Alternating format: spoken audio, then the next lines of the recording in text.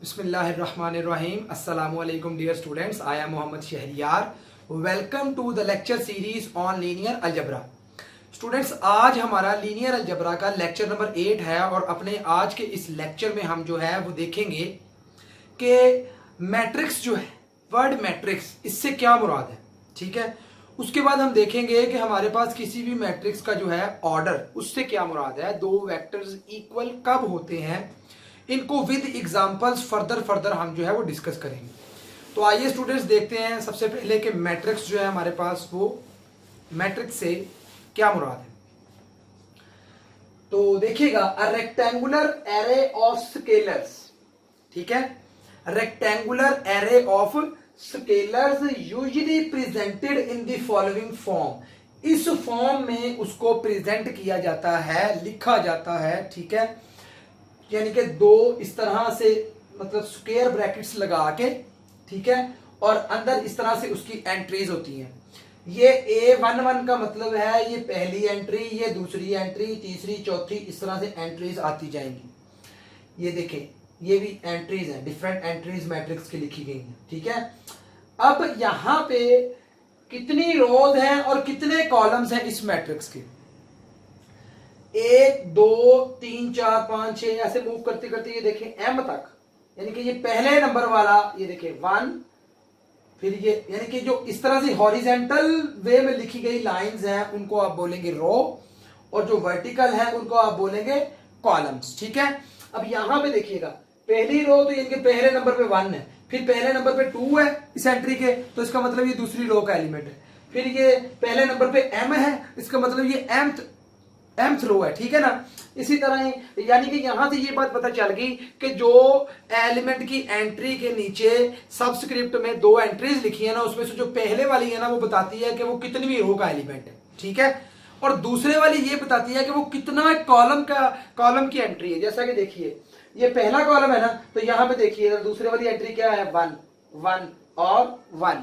ठीक है, ये दूसरा कॉलम है, यहां पे दूसरे वाली एंट्री क्या है, 2 2 2। ठीक है ना, यानी कि दूसरे वाली एंट्री बताती है कि कौन सा कॉलम है, पहले वाली एंट्री बताती है कौन सी रो है। ठीक है स्टूडेंट्स, तो इस मैट्रिक्स में टोटल 1 2 3 4 चलती जाएंगी और m रोज हैं, और 1 2 3 4 चलते जाएंगे, और ये कितनी दूसरे नंबर पे एंट्री क्या आ रही है, n n n, तो n कॉलम्स है। ठीक है, तो यहां पे देखिए, number of rose of such a matrix is m, यानी कि इसकी m रोज हैं, and number of columns of this matrix is n। ठीक है जी, अब देखें, इन जनरल हम इस मैट्रिक्स A को फिर लिख सकते हैं A is equal to AIJ।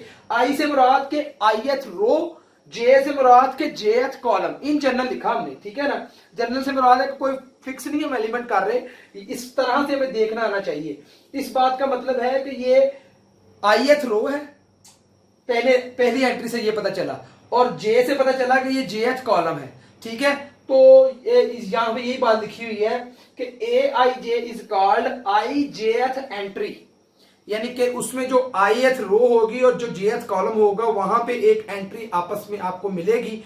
Basically AIJ वो एंट्री है। जैसा कि फॉर एग्जांपल मैं कहता हूं कि आप A21 एंट्री कौन सी होगी। ठीक है, तो अब 21 से मुराद के 2 यानी कि सेकंड रो और फर्स्ट कॉलम, तो सेकंड रो कौन सी है, ये 1 ये 2, ये सेकंड रो है, और फर्स्ट कॉलम कौन सा है, इस तरह से ये फर्स्ट कॉलम। तो ये कहां पे इंटरसेक्ट करेंगे, ये सेकंड रो फर्स्ट कॉलम, तो यहां पे इंटरसेक्ट करेंगे ना, तो ये A21 होगा।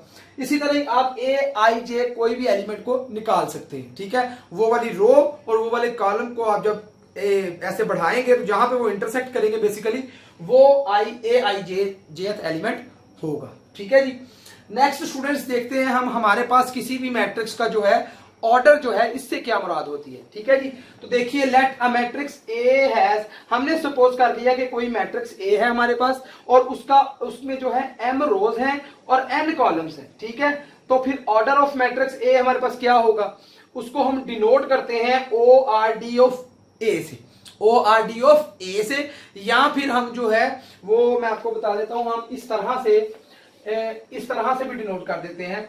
ये A के इस तरह से जिस तरह आप किसी सेट के ऑर्डर को लिखते हैं ना कि इस सेट का ऑर्डर कितना होगा, उसी तरह मैट्रिक्स इस तरह से भी आपको पूछा जा सकता है कि मैट्रिक्स ए का ऑर्डर क्या होगा, इस तरह से भी डिनोट करते हैं। तो उसको डिफाइन करते हैं जी, देखिएगा जरा, order of matrix A is equal to M cross N, यानी कि एम रोज है ना, तो पहले number of rows multiply by number of columns, ठीक है। जितनी रोज है उस मैट्रिक्स की वो पहले लिखेंगे आप, फिर क्रॉस, फिर जितने कॉलम्स हैं फिर आप वो लिखेंगे। इसको पढ़ने का तरीका है M by N, M cross N नहीं पढ़ना, मैं आपको समझाने के लिए क्रॉस पढ़ रहा हूं। इसको पढ़ने का तरीका है एम बाय एन, मैंने आगे लिखा भी है एम बाय एन। अब यहां पे एग्जांपल के तौर पे मैंने 1 2 3 4 मैट्रिक्स ले लिए और उनके ऑर्डर आपको डिफरेंट डिफरेंट जो है वो बताऊंगा कैसे हम लोग देख सकते हैं। ये एमसीक्यूज आपसे पूछे जा सकते हैं। अब A इज इक्वल टू 1 2 है, ये एक मैट्रिक्स है, इसकी कितनी रोज है, इसकी एक ही रो है, तो इसके ऑर्डर में 1, ये देखिए ऑर्डर ऑफ A 1, आगे बाय इसके कॉलम्स कितने हैं 1 2, 2 कॉलम है 1 बाय 2, तो 1 बाय 2 इसका ऑर्डर होगा, ठीक है स्टूडेंट्स। इसी तरह ही ऑर्डर ऑफ मैट्रिक्स बी, इसके कितनी रोज है 1 और 2, 2 रोज हैं और कॉलम एक ही है, तो 2 बाय 1 इसका आ जाएगा। इसी तरह ये देखिए सी में रो एक ही है लेकिन कॉलम 3 है, तो 1 बाय 3 आ जाएगा इसका। और डी में 2 रोज हैं और 2 कॉलम्स है, तो 2 बाय 2 आ जाएगा, ठीक है स्टूडेंट्स। इस तरह से आपको कोई भी मैट्रिक्स दे दिया जाए आप उसका ऑर्डर बता सकते हैं। नेक्स्ट अब हम जो है इक्वल मैट्रिक्स की डेफिनेशन देखते हैं और कुछ एग्जांपल्स देखते हैं। जी स्टूडेंट्स, तो अब हम जो है वो देखते हैं, हमारे पास जो है वो 2 मैट्रिक्स जो है वो बराबर कब होते हैं, ठीक है, और उससे रिलेटेड कुछ उसकी एग्जांपल्स करेंगे, वहां से आपको मजीद क्लियर होगा। फिर हम देखेंगे कि जैसे हमने वेक्टर्स में पढ़ा था रो वेक्टर, तो रो मैट्रिक्स से क्या मुराद है, रो मैट्रिक्स और रो वेक्टर बेसिकली सेम ही चीज होती है, ठीक है। उसके बाद हम कॉलम मैट्रिक्स और कॉलम वेक्टर के हवाले से कोई बात करेंगे। फिर हम जो है वो देखेंगे कि जीरो मैट्रिक्स या नल मैट्रिक्स से क्या मुराद है, ठीक है। तो आइए मजीद हम देखते हैं कि यहाँ पे हमारे पास जो है इक्वल मैट्रिसेस जो है वो किन मैट्रिसेस, कौन से 2 मैट्रिसेस जो है वो इक्वल होते हैं। तो देखिए स्टूडेंट्स, सपोज कर लें 2 मैट्रिसेस ए एंड बी जो है is said to be equal. कोई से 2 मैट्रिक्स जो है वो इक्वल कब होंगे, if their corresponding entries are equal. Corresponding entries से क्या मुराद है, पहले मैट्रिक्स की पहली वाली एंट्री, दूसरे मैट्रिक्स की पहली वाली एंट्री दोनों बराबर होनी चाहिए। फिर पहले मैट्रिक्स की दूसरे वाली एंट्री, दूसरे मैट्रिक्स की दूसरे वाली एंट्री, वो भी दोनों बराबर होनी चाहिए। फिर पहले मैट्रिक्स की जो सेकंड रो में पहली एंट्री है सपोज वो, और दूसरे मैट्रिक्स की सेकंड रो की पहले वाली एंट्री वो भी बराबर होनी चाहिए। कहने का मतलब है कोरेस्पॉन्डिंग एंट्री से मुराद है ये ही होती है कि अगर आपके पास जो पहला मैट्रिक्स है उसकी फर्स्ट रो और फर्स्ट कॉलम वाली एंट्री है A11, तो दूसरे वाले की भी A11, ये दोनों बराबर होनी चाहिए। इसी तरह A12 और इधर भी A12, वो भी दोनों बराबर होनी चाहिए। इसी तरह A21 और इधर भी A21 दोनों बराबर होनी चाहिए। तो इस तरह से अगर कोई मैट्रिक्स 2 आ जाए तब जाके आप कहेंगे कि वो दोनों मैट्रिक्स क्या है, इक्वल है, ठीक है स्टूडेंट्स। तो अब यहां पे मैंने एक एग्जांपल लिए, देखिएगा, लेट कर लें जी ए आपके पास एक कोई भी मैट्रिक्स है 1 2, इसकी एक रो और 2 कॉलम है। ये एक बी मैट्रिक्स है 1 और ये 1 + 1, ठीक है। और ये सी मैट्रिक्स है 1 2 3 और ये डी मैट्रिक्स है 1 2 3 4, ठीक है।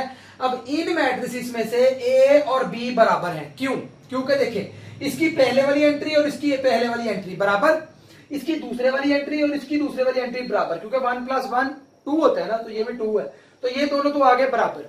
अब ये देखें ए और सी बराबर नहीं है, क्यों, इसकी पहले वाली तो पहले वाली की बराबर है, इसकी दूसरे वाली की बराबर है, इसकी तीसरे वाली है ही नहीं और लेकिन इसकी है, तो ये दोनों, हमने तो ये कहा कि कोई से 2 मैट्रिक्स बराबर तब है जब उनकी कोरेस्पॉन्डिंग एंट्रीज बराबर है, ठीक है। तो इस तरह से आप चेक कर सकते हैं A = B है, बाकी A C के भी बराबर नहीं है, A D के भी बराबर नहीं है, B C के बराबर नहीं है, C D के भी बराबर नहीं है और B D के बराबर नहीं है। आप लोग चेक कर सकते हैं इसी तरह से। नेक्स्ट स्टूडेंट, हमारे पास जो है रो मैट्रिक्स जो है उससे क्या मुराद है, रो मैट्रिक्स या रो वेक्टर, इससे हमारे पास क्या मुराद है। आपके पास अगर कोई भी मैट्रिक्स है ना और उस मैट्रिक्स की सिर्फ एक ही रो है, कितनी, सिर्फ एक ही रो, कॉलम पे कोई कंडीशन नहीं, अगर कोई मैट्रिक्स है आपके पास उसकी इसकी सिर्फ एक ही रो है तो ऐसे मैट्रिक्स को बोलते हैं रो मैट्रिक्स। और अगर कोई मैट्रिक्स है आपके पास उसका एक ही कॉलम है, उसमें रो में कोई कंडीशन नहीं, तो इस तरह के मैट्रिक्स को बोलते हैं कॉलम मैट्रिक्स। और इसी रो मैट्रिक्स को हम रो वेक्टर भी बोलते हैं। इसकी कुछ एग्जांपल्स मैंने यहाँ पे लिखी है, वो आप देख सकते हैं। अब ये देखें A इज इक्वल टू 1 2 3, इसकी रो तो एक है ना, बेशक कॉलम 3 है, तो ये रो मैट्रिक्स है। इसी तरह B इज इक्वल टू 1, इसकी रो एक है और कॉलम भी एक है, तो ये रो मैट्रिक्स भी है और कॉलम मैट्रिक्स भी है। इसी तरह C इज इक्वल टू 1 2, इसकी रो एक है और कॉलम 2 है, तो ये रो मैट्रिक्स होगा। ठीक है, ये देखें, these are all row matrices and row vectors. Similarly we can define column matrix, वो मैंने आपको बता दिया। इसी तरह से आप डिफाइन कर सकते हैं कि a matrix which has only one row is called which has only one column is called column matrix। तो वो मैं यहाँ पे डिफाइन नहीं किया, आप लोग कर लीजिएगा। नेक्स्ट, जीरो मैट्रिक्स और नल मैट्रिक्स से क्या मुराद है, तो आइए स्टूडेंट्स देखते हैं। A matrix is said to be zero matrix if all of its entries equal to zero. ऐसा मैट्रिक्स जिसकी तमाम की तमाम एंट्रीज जीरो के बराबर हो, इस तरह के मैट्रिक्स को बोलते हैं जीरो मैट्रिक्स। तो देखिए नीचे मैंने एग्जांपल लिखी है, A इज इक्वल टू 0 0 0 0, सारी एंट्रीज जीरो, तो ये नल मैट्रिक्स या zero matrix. B is equal to 0, तो ये भी zero matrix. C is equal to 0 0, ये भी क्या है, जीरो मैट्रिक्स। इसी तरह D इज इक्वल टू 0 0 0, ये भी आपके पास क्या है, जीरो मैट्रिक्स। तो आई होप आपको जीरो मैट्रिक्स नल मैट्रिक्स की समझ आई होगी। ठीक है, नेक्स्ट अब हम देखते हैं कि हमारे पास रियल मैट्रिक्स से क्या मुराद है, कम्प्लेक्स मैट्रिक्स से क्या मुराद है। ठीक है, और दो मैट्रिक्स को ऐड कैसे करते हैं और उनकी स्केलर मल्टीप्लीकेशन से क्या मुराद है। जी स्टूडेंट्स, तो आइए देखते हैं जी हमारे पास जो है वो रियल मैट्रिक्स से क्या मुराद है। तो देखिए students, a matrix is said to be real. कोई भी मैट्रिक्स जो है वो रियल कहलाएगा कब, अगर उसकी तमाम की तमाम एंट्रीज जो है वो रियल नंबर्स में से। अब रियल नंबर्स का तो आपको पता है ना कि रियल नंबर्स और कम्प्लेक्स नंबर्स में क्या फर्क है। ऐसा नंबर जिसमें आयोटा आ जाए वो कम्प्लेक्स नंबर होता है, ठीक है, और ऐसा नंबर जिसमें आयोटा ना आए वो रियल नंबर होता है। लेकिन यहां पे आपने एक बात याद रखनी है कि हर कॉम्प्लेक्स नंबर जो है वो रियल नंबर नहीं होता, लेकिन हर रियल नंबर जो है वो कॉम्प्लेक्स नंबर होता है। उसकी वजह, क्योंकि अगर आपके पास सपोज करना है 2 कोई रियल नंबर है, तो 2 एक ऐसा रियल नंबर है, इसको हम कॉम्प्लेक्स नंबर कह सकते हैं। 2 is also a complex number but it's imaginary part is zero. मतलब इसका जो इमेजिनरी पार्ट है ना वो जीरो है। मतलब 2 को हम लिख सकते हैं ना, 2 is equal to 2 plus 0 iota, तो 0 आयोटा 0 हो जाएगा। तो इसका मतलब 2 जो है वो कॉम्प्लेक्स भी है और रियल भी है। लेकिन आपने जो है यहां पे रियल मैट्रिक्स और कॉम्प्लेक्स मैट्रिक्स की निशानी ये रखनी है कि अगर आपके पास तमाम की तमाम एंट्रीज किसी मैट्रिक्स की आयोटा के बगैर है ना, तो आपने कह देना है कि वो रियल मैट्रिक्स है। अदरवाइज आपने कह देना है कि वो क्या है, अगर आयोटा आ गया एक एंट्री के साथ भी, तो आपने कह देना है वो क्या है, कॉम्प्लेक्स मैट्रिक्स है। तो यहां पे देखें जी, a matrix is said to be real if all of its entries comes from R, set of real numbers में से एंट्रीज है। एग्जांपल के तौर पे A इज इक्वल टू 1 2 3 4। अब यहां पे कोई एंट्री आयोटा वाली है तो नहीं है ना, तो ये रियल मैट्रिक्स है। इसी तरह इसमें कोई एंट्री आयोटा वाली है नहीं है, तो ये भी रियल मैट्रिक्स है। ये कॉम्प्लेक्स मैट्रिक्स देखें जरा, a matrix is said to be complex. कोई भी मैट्रिक्स कॉम्प्लेक्स मैट्रिक्स कहलाएगा कब, if all of its entries comes from C, अगर उसकी तमाम एंट्रीज कॉम्प्लेक्स नंबर्स में से है। जैसे यहां पे देखिए 1 एक कॉम्प्लेक्स नंबर है, उसकी वजह क्योंकि 1 ऐसा कॉम्प्लेक्स नंबर है जिसका इमेजिनरी पार्ट 0 है। 1 को हम लिख सकते हैं 1 is equal to 1 plus 0 iota, ठीक है ना। इसी तरह ये देखिए आयोटा आ गया, आयोटा आ गया, मैंने कहा बोला किसी एक एंट्री के साथ भी आयोटा आ जाए तो वो कॉम्प्लेक्स मैट्रिक्स हो जाता है। तो ये भी कॉम्प्लेक्स मैट्रिक्स और ये भी कॉम्प्लेक्स मैट्रिक्स, क्योंकि यहां पे भी आयोटा आ गया। अब ये देखें C इज इक्वल टू 2 है। अब ये रियल मैट्रिक्स भी है और कॉम्प्लेक्स मैट्रिक्स भी है। क्योंकि देखिएगा ये 2 जो है मैंने अभी आपको बताया ये रियल भी होता है कॉम्प्लेक्स भी होता है। वैसे अगर इस तरह आ जाए आपको C इज इक्वल टू 2 तो इसको आप रियल मैट्रिक्स ही बोलेंगे, ठीक है। इसी तरह D is equal to iota, तो ये आपके पास क्या है, ये भी एक कॉम्प्लेक्स मैट्रिक्स है। नेक्स्ट स्टूडेंट्स देखते हैं अब हमारे पास जो है कि दो मैट्रिक्स की एडिशन और स्केलर मल्टीप्लिकेशन से क्या मुराद है। हमने वेक्टर्स में ये काम किया हुआ है कि वेक्टर्स को ऐड कैसे करते हैं, उनकी एडिशन और उनकी स्केलर मल्टीप्लिकेशन से क्या मुराद है। वही काम अब यहाँ पे हम जो है वो मैट्रिसेस के एतबार से देखेंगे। तो देखिएगा स्टूडेंट, सेलेक्ट कर लें ए एंड बी, आप B2 एनी स्क्वायर मैट्रिसेस, ये दो स्क्वायर मैट्रिसेस है। अब स्क्वायर मैट्रिक्स की क्योंकि मैंने अभी तक डेफिनेशन नहीं करवाई तो याद रख लें, स्क्वायर मैट्रिक्स की डेफिनेशन मैं करवाऊंगा, लेकिन फिलहाल आप याद रख लें कि ऐसा मैट्रिक्स स्क्वायर मैट्रिक्स कहलाता है जिसकी रोज और कॉलम की तादाद बराबर हो। ठीक है, अब ए और बी आपके पास क्या है, स्क्वायर मैट्रिसेस है, और ये जो अल्फा है ये कोई रियल नंबर है, मतलब स्केलर लेना ना, स्केलर मल्टीप्लिकेशन करवानी है, दैट्स व्हाई अल्फा को आपने कांस्टेंट ले लिया रियल नंबर में से। ठीक है, सपोज कर लें ए आपके पास जो मैट्रिक्स है वो ए बी सी डी है। अब देखें इसकी दो रोज और दो कॉलम है, इसलिए ये स्क्वायर मैट्रिक्स हो गया ना। इसी तरह बी इज इक्वल टू 1 2 3 4, इसकी भी दो रोज और दो कॉलम है, तो ये भी एक स्क्वायर मैट्रिक्स हो गया। अब इनको ऐड कैसे करना है, देखिएगा ए प्लस बी, पहले वाली में पहले वाली को ऐड करना है, तो देखिए 1 ए प्लस 1 आ गया, b प्लस 2 आ जाएगा, दूसरे वाली में दूसरे वाली को ऐड करना है, तीसरे वाली में तीसरे वाली को ऐड करना है, चौथे वाली में चौथे वाली को ऐड करना है। ठीक है स्टूडेंट्स, इस तरह से आप दो मैट्रिसेस को ऐड कर सकते हैं। अब आपको कोई से दो मैट्रिसेस दे दिए जाएं, चाहे वो एमसीक्यूज में पूछा जाए या क्वेश्चन पूछा जाए, तो आई होप आप जो है उसे इजीली कर लेंगे। कैसे करना है दोबारा सुनिएगा, पहले जो है ए और बी मैट्रिसेस को ऐड करना है ना, ए की पहले वाली को बी की पहले वाली में ऐड कर देना है, जो आंसर है उसको पहले नंबर पे लिख देना है, ए की दूसरे वाली को बी की दूसरे वाली से ऐड कर देना है, जो आंसर है उसको बी की मतलब आंसर वाले मैट्रिक्स में दूसरे नंबर पे लिख देना है। सिमिलरली आपने करस्पॉन्डिंग एंट्रीज को ऐड कर देना है, तो इस तरह से आप दो मैट्रिसेस को ऐड कर सकते हैं। ठीक है स्टूडेंट्स, अब हम देखते हैं कि अगर कोई नंबर जो है उसे अगर मैट्रिक्स के साथ मल्टीप्लाई करवाना हो तो वो कैसे करवा सकती है। तो आइए स्टूडेंट्स देखते हैं, ये देखिएगा अल्फा को ही हमने रियल नंबर में से लिया, अल्फा को हम मैट्रिक्स ए से मल्टीप्लाई करवा रहे हैं, तो अल्फा और ये साथ मैट्रिक्स ए लिख दिया।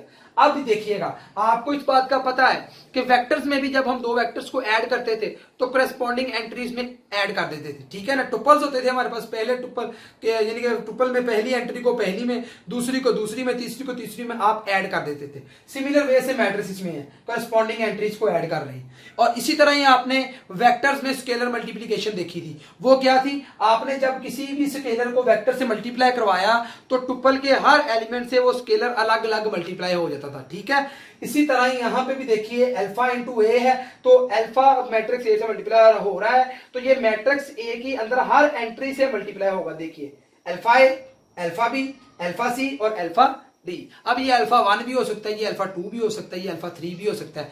फॉर एग्जाम्पल अगर अल्फा 2 होता तो यहां पे आना था 2a 2b 2c and 2d। Clear है, इस तरह से आप किसी भी स्केलर को किसी मैट्रिक्स से मल्टीप्लाई करवा सकते हैं। यहां पे एक बहुत इंपॉर्टेंट नोट जो मैंने नीचे लिखा हुआ है, वो नोट आप लोगों ने अपने माइंड में रख लेना है। ये ना हो कि जब आपको एग्जाम में क्वेश्चन है और आप लोग परेशान हो जाएंगे इनको अब ऐड कैसे करना है। ठीक है ना, सर ने तो कहा था करस्पॉन्डिंग एंट्रीज ऐड करनी है, तो ये नोट क्या कहता है, when we add two matrices, अगर हम दो मैट्रिसेस को ऐड कर रहे हैं ना, then addition is possible. Addition तब ही पॉसिबल है अगर दोनों मैट्रिसेस का ऑर्डर सेम है, और ऑर्डर हमें निकालना आता है, number of rows into number of columns, m by n। अगर m रोज और n कॉलम्स हैं तो m बाय n लिखते हैं हम। ठीक है, अगर आपने a और b को ऐड करना है तो देखना है a का ऑर्डर क्या है, b का ऑर्डर क्या है। अगर दोनों का ऑर्डर सेम है देन आप कहेंगे कि हम इनको ऐड कर सकते हैं।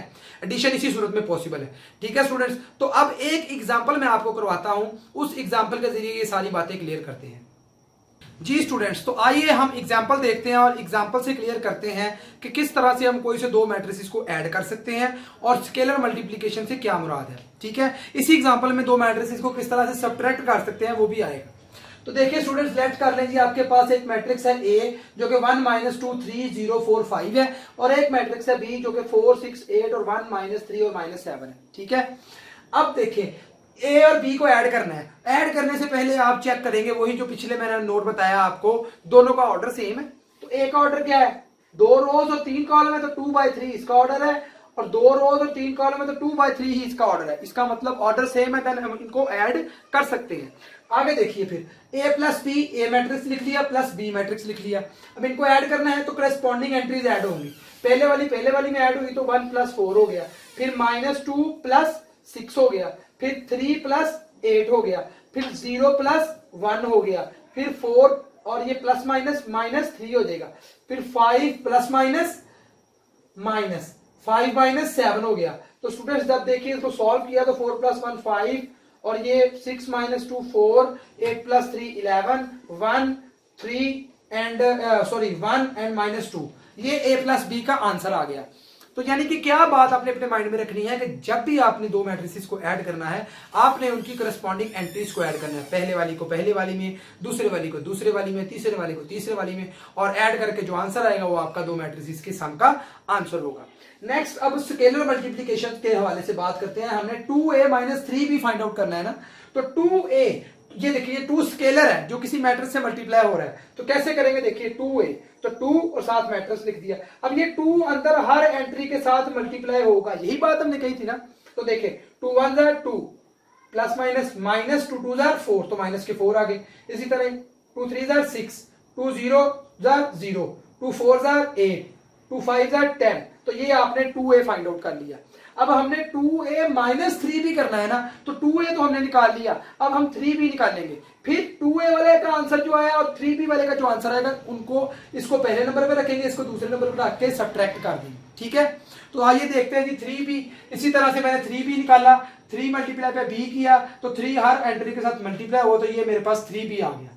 अब 2a माइनस 3b करना है। यहां पे एक बात आपने याद रखनी है, ऐसा नहीं करना कि 3b वाली एंट्री बाद में लिखी हुई है तो आप इसको पहले लिख दें और 2a वाली एंट्री को बाद में लिख दें। जिस तरतीब से लिखा है उसी तरतीब से इनके मैट्रिसेस लिखेंगे। 2a वाला मैट्रिक्स माइनस 3b वाला मैट्रिक्स, आप देख सकते हैं 2a वाले मैट्रिक्स का आंसर है 2 - 4 6 0 8 10, 2 - 4 6 0 8 10, दरमियान में माइनस, ठीक है। आगे 3b वाला मैट्रिक्स कौन सा है, 12 18 24, 12 18 24, 3 - 9 -21, 3 - 9 -21।